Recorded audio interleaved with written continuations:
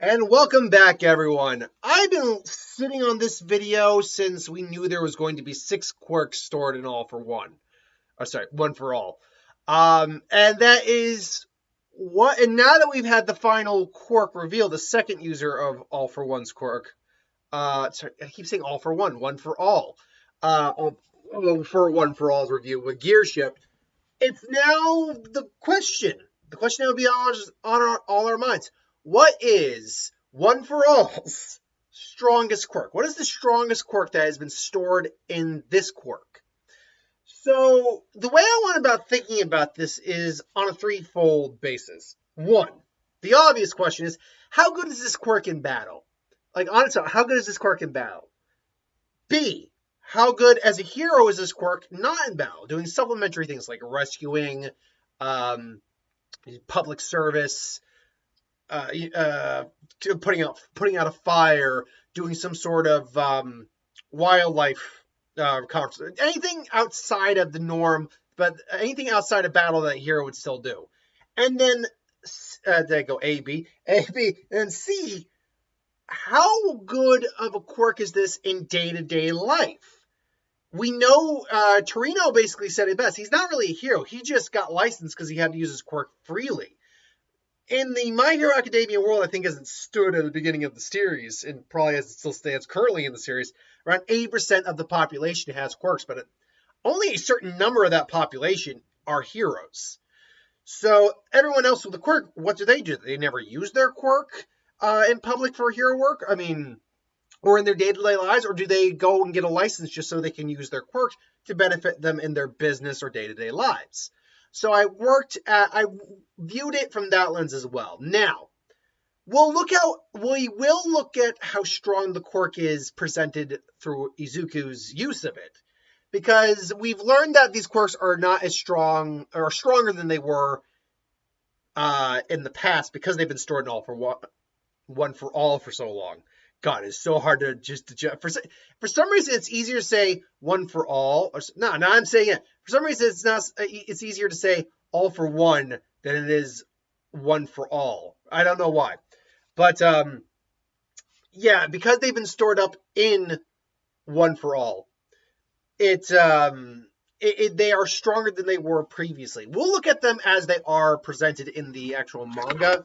Not as they were in the past. As we know, these quirks were weaker in the past. And I'm just going to basically go down the list of all the quirks from weakest to strongest. Deku, we know, is the user of the current user of One for All. Now, I guess the question will be, will there be another user after him? Like, is one of his kids going to end up inheriting it from Deku? My guess is no. I think he's going to be the final user. But who knows? We'll wait and see. But first on the list, and this is, in my opinion, the weakest quirk in One for All, and that would be Smokescreen. Smokescreen was the quirk of the, the third user? I believe, one second. I've got to just get all my list of the names back up here because I am actually straight out blanking on which. I mean, I know who the user is, like, in my head, but I don't know I don't know their names right up top. Okay, hold on. I gotta get the users up here. I was not prepared to forget the names of the users. Honestly, the only users' names I actually remember are Toshinori Yagi, who's All Might, Izuku, and Nana Shimura. Let's see here now. The quirks and their users. Let's see. Go away. Ads. Okay. User one all. So I believe this is the fourth user was the user of Smokescreen, if I'm not mistaken, or was he the fifth user? No, Daigoro. No, sorry, he was the sixth user. That's right. Now I remember. Sixth user, who's solely known as N. Now, Smokescreen, as we all know, is this a quirk that allows you to produce a smoke screen for your body. It's never really explained how one does this, whether you're like producing it from your sweat glands or something like that. All I know is it's not like a steamy smoke, like a cloud. No, it is a smoke screen. It's legitimately a smoke screen. And it does have at least some viability in combat. It can obscure someone's visuals. You could also use it to create a trail to lead someone who needs to be led. But really, in combat, this is really only good for obscuring individuals' eyesight. And you can do it in mass in a large amount, as you see in the picture here, to just cover the entire field. And anyone who doesn't have some sort of extrasensory quirk is going to be in trouble. But the counter to that is you also might have issues seeing with the quirk. Deku, as we learned in the previous chapter, can counter this by using danger sense to figure out where his opponent is. But someone who just has this quirk, it's not necessarily the best quirk in combat. It's only if you know how to navigate through a thick smoke screen without visual aid is this quirk any real good in combat. Otherwise, it really is a supplementary quirk for combat. Should also really point out, there's not a lot of supplementary hero uses for it. I mean, you in theory could use it to create a trail to lead someone towards where they need to go. I actually really stressed on what other non-combat uses this quirk could have. And there's really not much, because there's no evidence this smoke could maybe douse a fire or something like that. Like snuff that out. But yeah, there's not much. And it's actually even less useful in a normal scenario, like just in your normal day-to-day life. I'm just trying to think of any job that isn't a hero job that you could use this. And the most I get to see you maybe using this quirk is maybe in like a party atmosphere setting, like entertainment. You basically replacing the dry ice smoke machine with someone using this quirk. They could maybe funnel it into like the floor or something like that.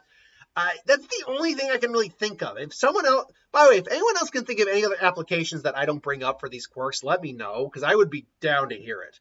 So yeah, this is, I think, by far the weakest quirk in One for All. So then that leads us into the second to weakest quirk, and that would be the fourth user's danger sense. Now, the fourth user was Higaki Shinomori. He was also very unique because he was the only one to know. He didn't even become a hero. He got the quirk and trained with it for all his life, and then died at an early age because it actually burned out his life force. That's why it's easier for quirkless people to have this quirk. One for All, not quirk individuals. But his quirk was danger sense, which basically allowed him to sense incoming danger. Specifically, it's described as the quirk is described as such. Basically, you get this sharp pain in your head. That kind of like almost like hence the kind of like the lightning symbol on his face, but it's like a sharp stabbing sensation in your head. So if you're at a migraine or something like that, kind of like that. And the quirk senses one's intent and their negative emotions. Against enemies, danger sense is triggered by their intention to threaten malice. But this quirk can be tricked by someone who's attacking without malice, like Toga did in that chapter against Izuku, who was attacking out of affection, not malice. The quirk passively responds to negative emotions, such as hatred, anger, and anxiety. And if the user is in a crowd, that excludes much negativity. It can cause the quirk to be overstimulated and overwhelm the user. In essence, you get a serious migraine from this quirk if you're surrounded, like in a group fight scenario. It actually is not a good fight quirk to be used against multiple opponents in theory. But that said, the quirk is obviously a lot more capable in combat because it's a spider sense, more or less. You still got it. I wouldn't say ultra instinct. It's a spider sense quirk because you have to still react to the incoming threat. But because of that, it's a lot more viable in combat, especially if you're able to just dish out the pain or handle the pain, because you now can immediately know when to react, when to move. If you train yourself properly in that lends itself to being a lot more effective in the fight. In terms of non-hero use, danger sense, unfortunately, is actually the smokescreen. At least I could think of at least a little bit to use it for, like giving a trail to lead people there. theoretically snuffing, again, the theoretically snuffing out a fire thing is possible, but again, it'd take a lot of smoke and it couldn't be a very big fire. But still, that is theoretically possible. Danger sense, though, because it works on negative emotions, it works only on sentient individuals. This is not even a quirk that can be used in a rescue situation where like, say, a building is collapsing, debris is falling, and you're staying out of the way of the falling debris because you can sense it coming. That's not how the quirk is described. It's described as sensing malice and emotion. So, unfortunately, this quirk is actually very useless outside of combat. Now that's it. I would say it's at least a little bit more useful in a non-hero profession, because if you were still like a professional athlete or a combat sports individual, this quirk could certainly help you out in that. It also, if you're a cop or a firefighter, well, most likely a cop, that quirk could still help you against someone in a firefight or something like that, or against the criminal. So, because we do know that police officers, combat sports like that, all those still exist in the My Hero world.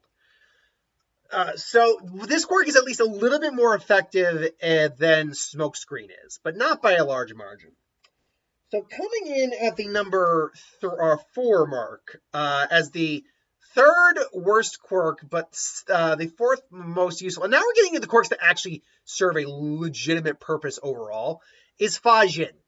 Nephajin was the quirk of the second user of All for One. They don't give this guy a name, by the way. The third user and I apologize. The third user. It's the third user, not the second user. We do not have a name for either the third or the second user.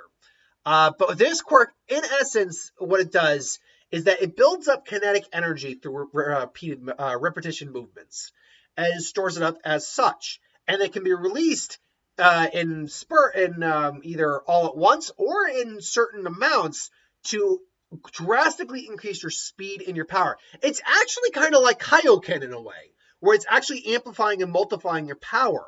Deku was able to use this in combination with his 45% full cowling and I believe it was Black Whip to basically use pseudo 100%. Basically, he was using the equivalent of 100% while only using 45%.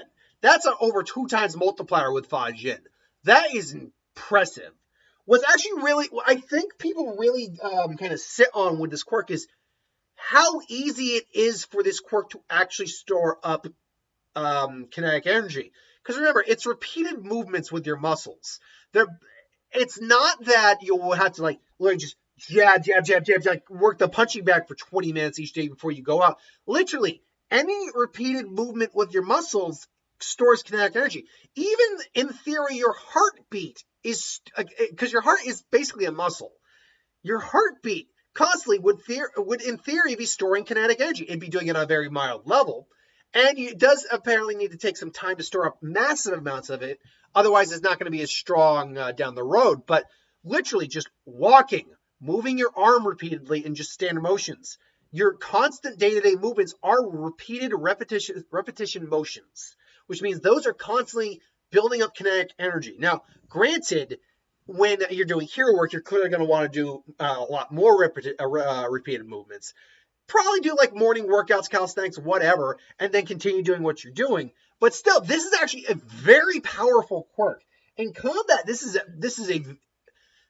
wouldn't go so far as to say this is a glass cannon quirk in combat. What I will say is that you need to be aware of how much power you're using in combat. If you blow your load, basically, on the first go and the opponent still didn't go down, well, now you're going to be fighting just to store up any kinetic energy you can. But like I said, any repeated movement, even just walking, running, jogging, is kinetic energy being built up through this quirk. So it's a quirk that will always be recharging itself, which is interesting. But obviously, you want more intense movements. And now, one of the things about Nephajin that I don't know if I was able to really grasp is it stored within the specific muscles? Because if it's stored within the specific muscles, well, then there is a bit more of a catch with this quirk. So basically, let me read the description real quick of this quirk. because it's still a very viable quirk in combat, actually. Even in like just a regular fight, it'd be a great quirk to have. Is a description basically allows the user to build up kinetic energy by repeating regular motions and store it for later use. When the latter chooses to release the energy, it gains explosive speed and power. They can choose to use all the energy at once or store some of it in multiple bursts. Not much is known about it, but suggested that it takes a long time to build up the kinetic energy, at least in larger amounts. So yeah, it's just saying that you're storing up kinetic energy in your body. It's not saying you're storing it up in your specific muscles. So again, if you've built up a lot early on, this is a really great quirk for close range combat. And mid range, because you can just launch yourself. But at the same time, if you use up too much of your energy too quick, you will be fighting to restore any of that energy. So in combat, it's actually very good. As a support quirk, though, as a quirk used for other things besides combat, it isn't quite as effective. Now, that being said, it could still be good for rescues, going in there, rushing in quick, and just grabbing someone with bursts of speed. It's also could be good for, if you've already built up some energy, lifting people, saving people out of like debris or something like that buried under such. But in terms of support, it's not quite as strong as some of the other quirks we're about to get to. Even if I did give it a much higher rating than I did, it would have been difficult for it to make it past the 4th spot. And it's actually okay in a day-to-day use scenario. Because as we explained, what this does is it gives you a burst of speed, burst of strength, burst of energy, all of that. So if you're doing something like, say, working construction, lifting up heavy machinery, if say you are, I don't know, a park ranger, you gotta quickly surveil the area.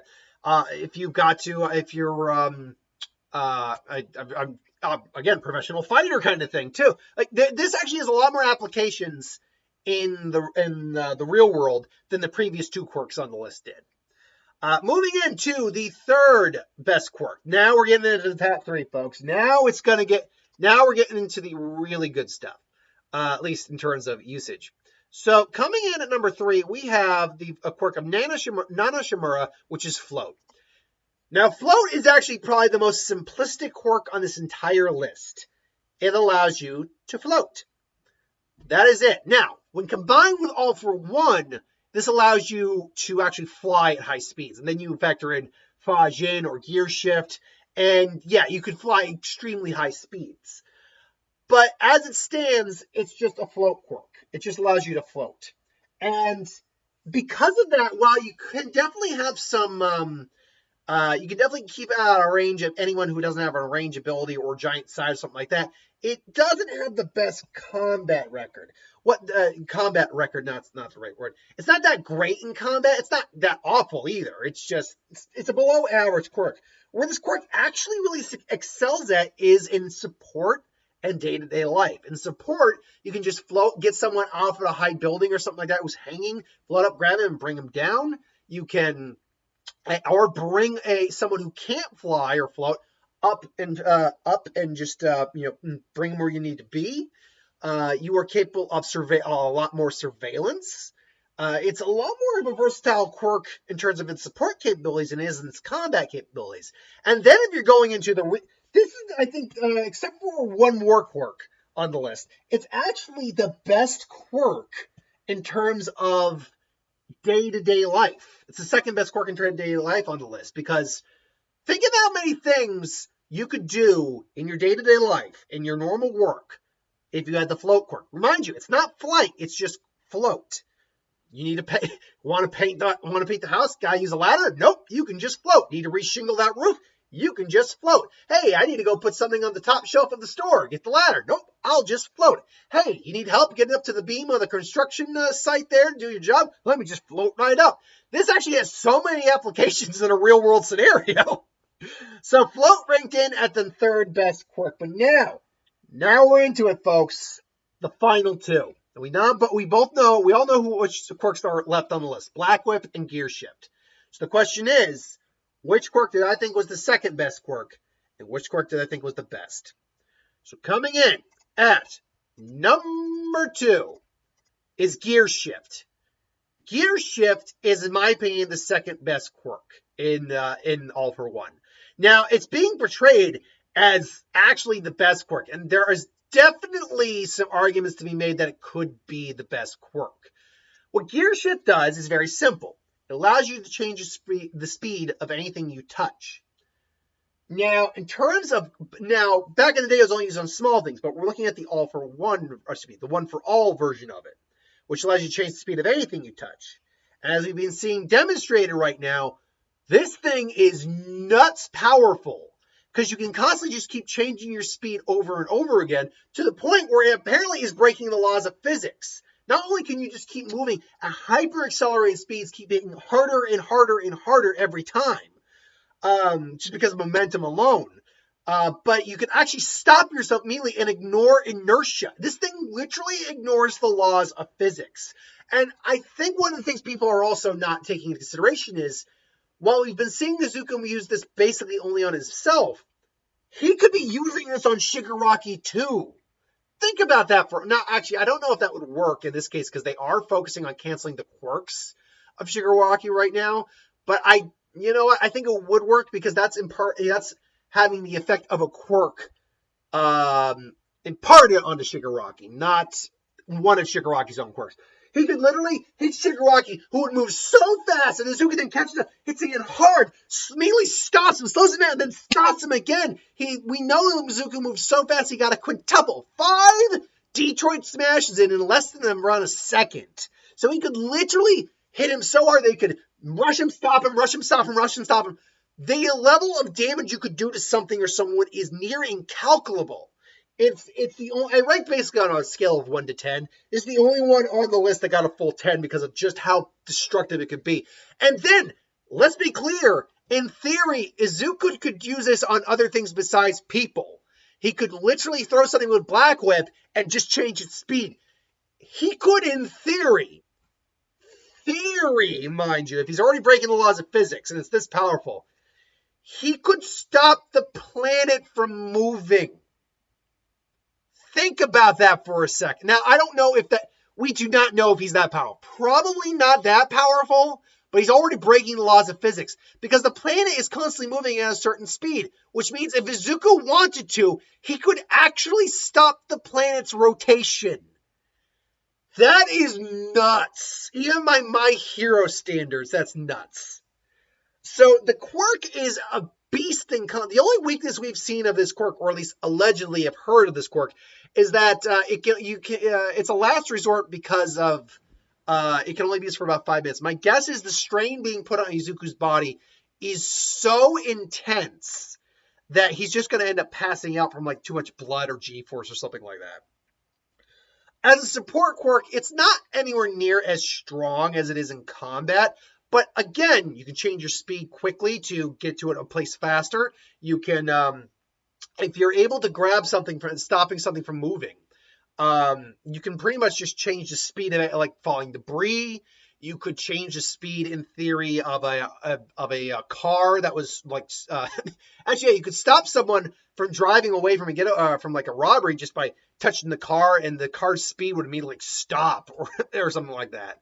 So yeah, I mean, it's got a lot of viability in the support setting as well. And it's all right in normal society. Honestly, what kind of killed this quirk for overtaking Black Whip as the number 1 really was the fact that as a normal day-to-day quirk, Black Whip is far better, and we'll talk about that in just a second, than Gear Shift is, because there's not a lot of, there's some applications in your day-to-day life or in a normal job that changing the speed of something could help, but it's nowhere near as much as something like Black Whip is going to provide, which, now that we're talking about it, let's just bring it up. Black Whip is the best quirk of One for All. It is the most versatile quirk in combat, save for Gear Shift. And even then, that's debatable, because basically what, this was the quirk, by the way, of, what's this guy? I believe it's Daigoro Banjo, which basically allowed him to conjure these dark energy tendrils from his body. And as we see from Izuku, not only is this a great support quirk, in fact, it's arguably at least as good, if not better, than its offensive capabilities. But we've seen that we've seen it's been able to grab, crush, throw, be used to reinforce Izuku's body. It's been able to smash things just on its own right as well. It's insanely powerful in combat. Now, in terms of pure destructive nature, I do give the edge to Gear Shift. That's where Gear Shift won over Black Whip entirely. But in terms of still raw power and diversified power, Black Whip was still a great combat quirk. No doubt about it. But it's also a fantastic support quirk. You can literally grab people, as we've seen in Izuku, we can grab people to save them. You can stop large debris from falling indefinitely. You can get places very quick by swinging. You could even hold like a dam from bursting if you needed to. It's a fantastic support quirk, even more so than Gear Shift is. In fact, the only one that tied with it on my list was Float. But really, this is actually the quirk that is probably even more versatile than Float is in day-to-day life. Because Float has the limitation of you're not really changing, you're not flying, you're just floating up. That's what you're doing. Whereas Black Whip, you can pretty much do whatever you need. You can grab things, you can support things, you can block things, you can shield people with this quirk too. You can hold things up. You can build things with this quirk. There is so much application as long as you have the imagination to use it, that this quirk is by far the most versatile of all of them because there's so many applications. We've seen Izuku use this damn quirk with his tongue. So yeah, it's probably the most versatile quirk on the list. And that versatility, as well as the fact that it does have raw power to it as well, is what gave it the number one spot on what I think the best quirk of One for All is. So again, just to repeat this real quick, Black Whip came in at number 1. Gear Shift came in at number 2. The Float quirk came in at number 3. Nope. Nephajin came in at number 4. Danger Sense gets the bronze medal here at number 5. And then the weakest quirk, in my opinion, was Smokescreen. Now, this is just all my opinion. Let me know in the comments below if you agree with my ranking of the quirks of One for All, or if you would do something different with the quirks. This is my list of, this is my video of the best quirks of One for All, or the worst to best quirks in One for All. So until then, thanks for watching. Hope you enjoyed. Like, comment, share, subscribe, and I'll see you folks next time.